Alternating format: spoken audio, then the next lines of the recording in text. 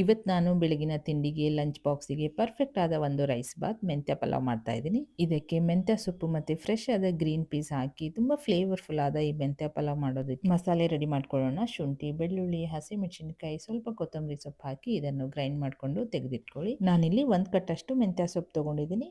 ಇದನ್ನು ಕ್ಲೀನ್ ಮಾಡಿ ಎತ್ತಿಡಿ.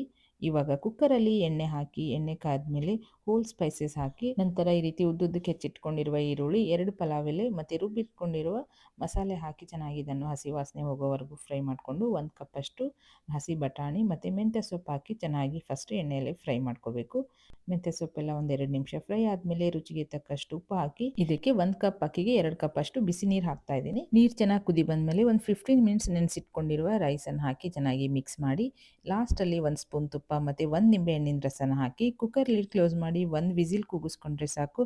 ತುಂಬಾ ಉದುರಾಗಿ ಫ್ಲೇವರ್ಫುಲ್ ಆದ ಮೆಂತ್ಯ ಪಲಾವ್ ರೆಡಿ ಆಗುತ್ತೆ.